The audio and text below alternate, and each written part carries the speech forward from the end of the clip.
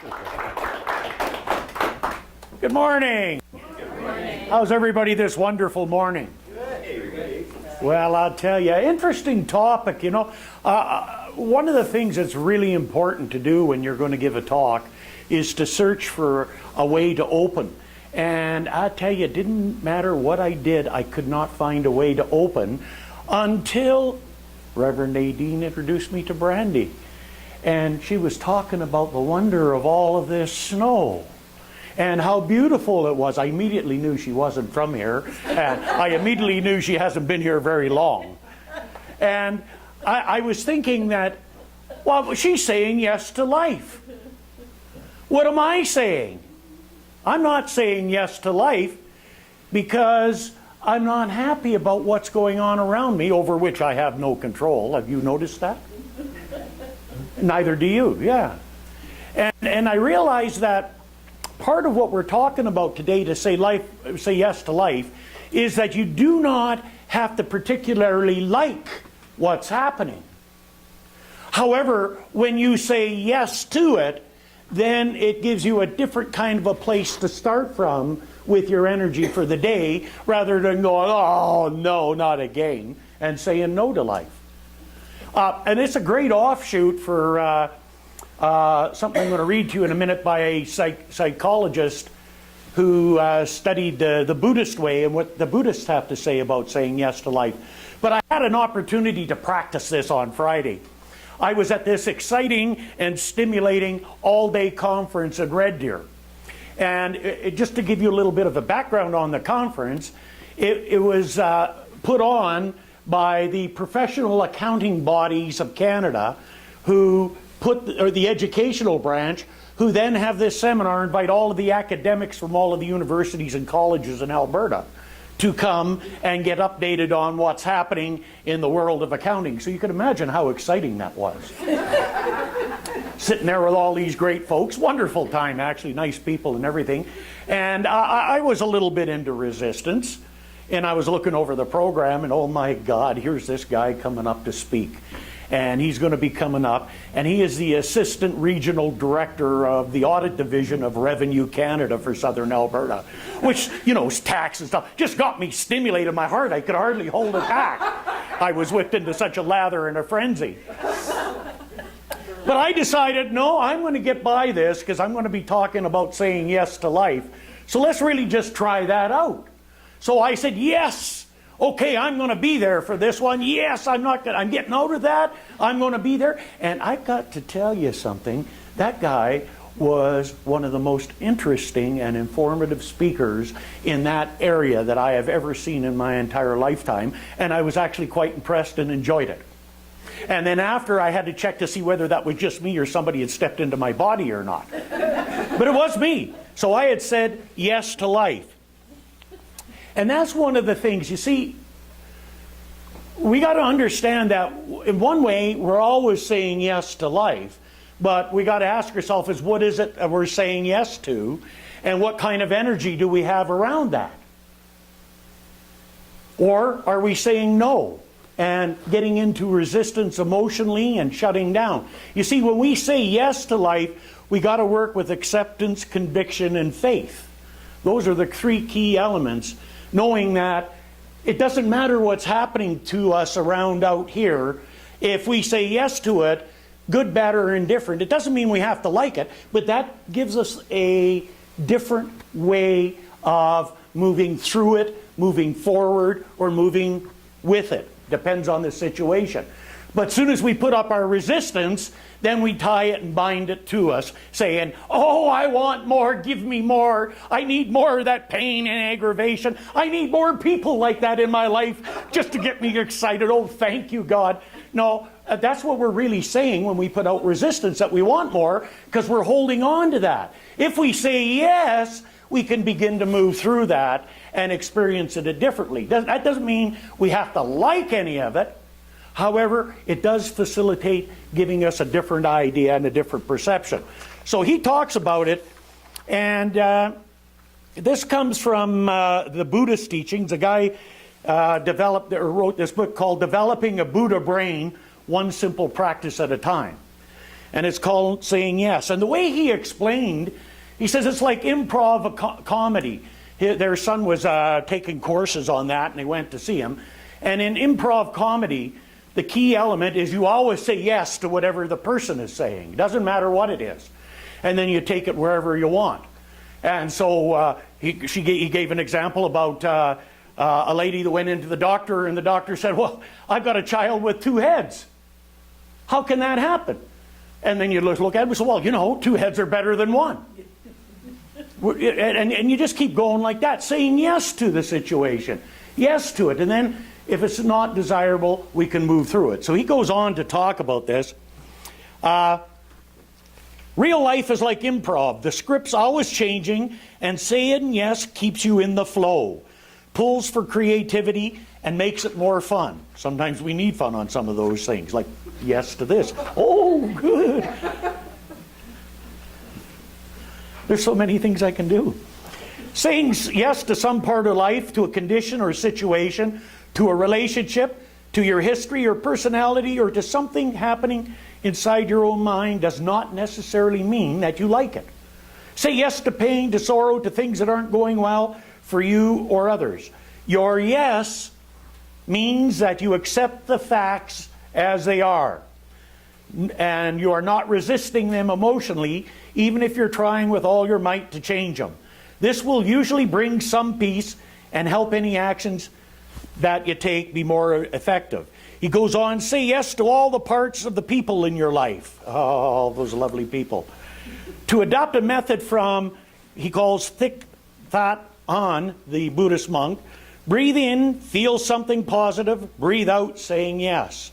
Breathe in energy, breathe out yes. Breathe in calm, breathe out yes. Say yes to actions, say yes to being alive. So say yes to life instead of resisting it. And then it gives us permission to deal with that. We give ourselves permission to deal with that just a little bit different. I was thinking about, anybody ever hear Clint Eastwood fan? Remember the movie The Good, Bad, and the Ugly? Part of us, or all of us, would like to improve and experience peace, prosperity, fulfillment, and happiness. And the problem is that we always want to start somewhere other than where we're at. And that can't happen. So if we want to start somewhere other than where we're at to improve ourselves, that means we're rejecting who we are right now. So it's either always about self-acceptance or self-rejection. Doesn't matter what. And so saying yes to life, no matter how much of a mess we've made something up, means that we're into self-acceptance and we can move forward. You cannot make changes until you accept yourself the way you are. The good, the bad, and the ugly. So one of my favorite stories about this is recovering from one of my major addictions, which I've had just about all of them. But the biggest one that I had to deal with, and the one that plagued me all my life, is eating disorders. Okay? And so I remember moving to Red Deer in 1988 to do my work, and I moved up there and I tipped in at a slim trim 425 pounds, which, you know, I eventually knew I was going to work with, and that was the last thing on the plate, so as to speak, no pun intended. And so I was working with the book Louise Hay, You Can Heal Your Life. And one of the key affirmations, which was to drive me, was I love and approve of myself. That I could work with, exactly as I am. Well, now I'll tell you, we have to work at changing this because it's inappropriate. So after working with it and changing it and finding out, no, I got to get back to the real essence. I've got to love and approve of myself exactly as I am. Because once I can really accept that, doesn't mean I have to look like it. I can say yes to it, but doesn't mean I have to stay there. Once I can accept it unconditionally, mentally and emotionally, then I can work with it physically. But I need to accept it. That's bottom line. We have to accept it. The problem is we're always rejecting ourselves. And you know that because of some of the thoughts that you never tell anybody about that you have. And, you know, we all have them. Even if we say, no, I don't have any of those, you know you're lying, just like I do. Okay? And we don't particularly like those thoughts or that part of ourselves, but it's about acceptance. So, okay, here's the first thing we're going to do. We're going to accept myself because we're going to make some transition here. So, what do? Well, we're going to work with this affirmation every day, twice a day, at least a half hour, 20 minutes to a half hour. And so how we're going to do it is strip down naked in the bathroom in front of the mirror, get the Buddha out, and rub the Buddha. I love and approve of myself exactly as I am. Twice a day, 20 minutes to half hour each time, 6 months, faithfully. I did it. And one day after 6 months, I go, I'm okay with who I am. But it took 6 months to do that. You would not believe the thought, well, maybe you would, that went through my mind as I was massaging the Buddha looking in that mirror. I'll tell you, it was one of the toughest things I ever done in my life.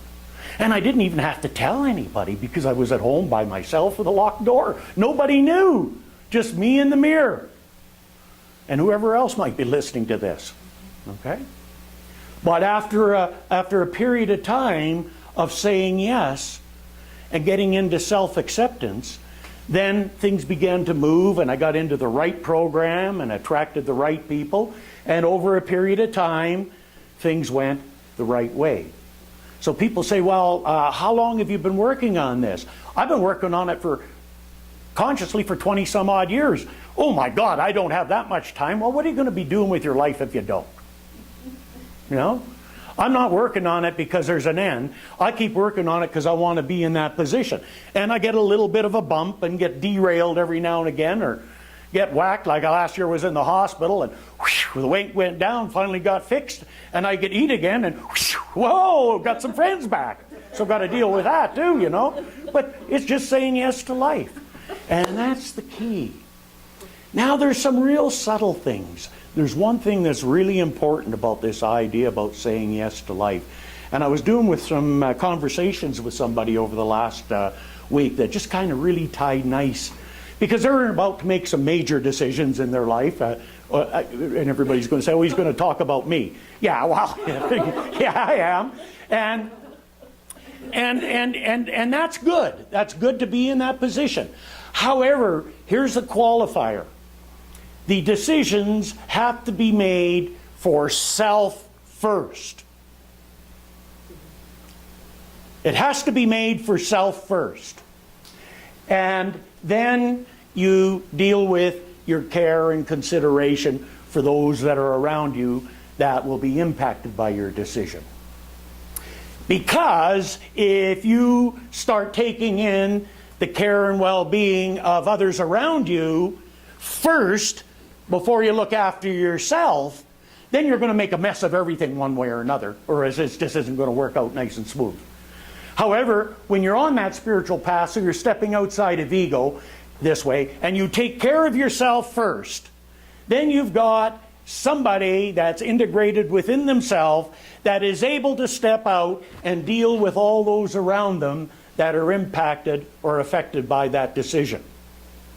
However, if we do it the other way around and say, well, I got to take this and that and this and those people and these people, and then I'll make my decision based on that, then it's going to be not the greatest one in the world for you. You want the best. So the best that you can be and the best that you can do for anybody around you in your life is to take care of yourself first in a spiritual context. Make sure that you're clear and you know what you need to do. And believe me, everybody else will benefit by it. Everybody. There are no losers in life when we make our changes based on spiritual context and principle. And of course, we get back to our teacher, great teacher, Dr. Holmes, in the textbook. And if you ever want to read a great 5 or 6 pages in the book, the best in that book I've ever read, 280 to 284. He says the whole teachings of Jesus was based on the theory that we're surrounded by an intelligent law which does unto each as he believes. He implied the necessity of these 3 things: faith, conviction, and acceptance. That is, it must be measured out to us according to our own measuring. We must not only believe, we must know that our belief measures the extent and degree of our blessing. If our belief is limited, only a little can come to us. Because that is how we believe. We call this the law of mental equivalence. How much life can any man experience? As much as one can embody.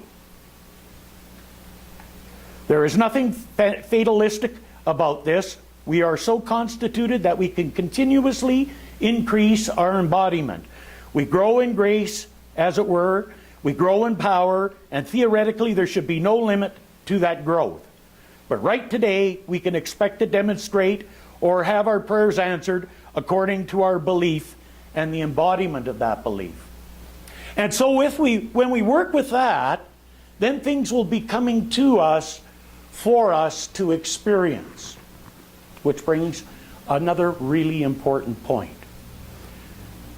There's what we think we would like to experience or like to do with these situations.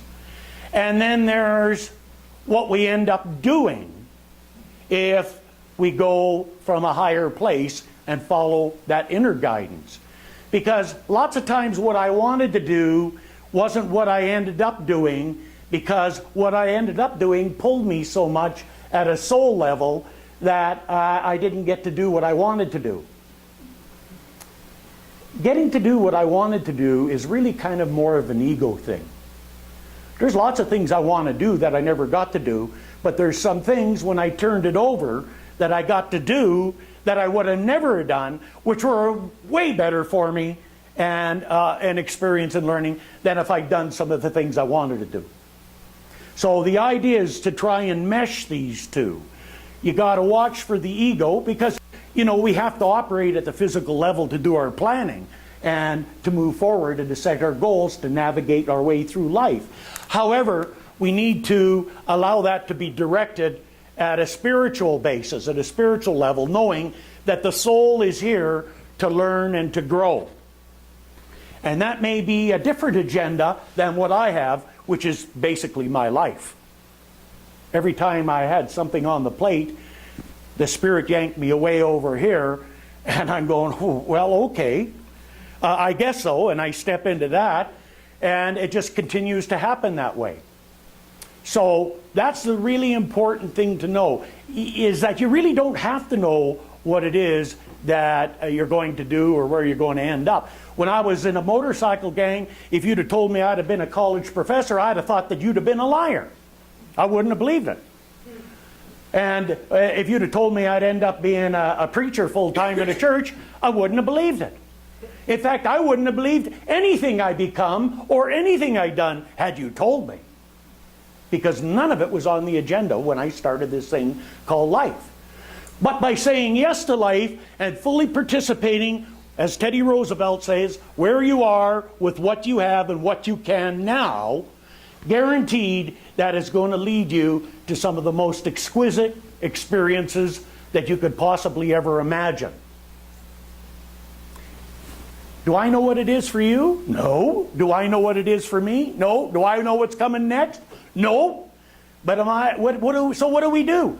You step in to what you're doing now and fully embrace it. Say yes to it. If you know you're going to be leaving it, then be better at it than you ever had, because that establishes consciousness for change. And it goes like this. Whew. But if you start slacking off with your life now and taking it south, and then you make the change, you've got that energy to turn around. So I know I'm in a period of transition right here with my work situation and everything. And I'm near the end of my career in that part in the college. However, what I've done is I've stepped forward into taking a new project for something that may evolutionize and revolutionize the way accounting's taught to people in colleges here in Calgary. Okay? I don't have to do that, but it's there and I'm here and I'm going to do it until I'm told elsewhere to do something else. And that's the key, is to have the courage and the willingness, the faith, the conviction and the acceptance to be able to follow that lead and to dream that dream. And it doesn't really matter what anybody or anything else says. If you say yes to life, life will respond and say yes back to you. And I can go on and on and on with personal examples I've had of doing that. Now, am I trying to tell you that I say yes to life and just step into it like this? Hell no, boy, I get out all the resistance I can for some reason. And I'm always fighting with myself when I move into a new experience. And I don't know why, because I know different, but it's just the way it works. So always remember, whenever you're going to do that, you're always going to come into resistance, but don't let your resistance paralyze you. Don't let your resistance or other people say no to your dreams. The only one that can do that is self. Say yes to life, say yes to your dreams, be willing to step into the experience no matter how much you're shivering and shaking, no matter how scared you are, no matter how hopeless it looks, no matter what's happening, say yes to it. And you might say, that's easy for you to say, and you're right, it's easy for me to say. Is it easy for me to do? No, it's not. It's tricky. Well, how can you know? How come you know it works? Because I do it all the time. That's why I'm in such a state half the time. It's because I'm doing this stuff. If I would be just content to accept and say yes to life the way it is and please leave me alone, I might be a whole lot better off, but I get bored pretty soon because that's just not my nature. I want to see what's out there next. I'm going to Boston Saturday and Salem, Massachusetts. So watch out, because here I come. What's going to happen? I don't know. But I know I'm going to show up and I'm going to say yes to life.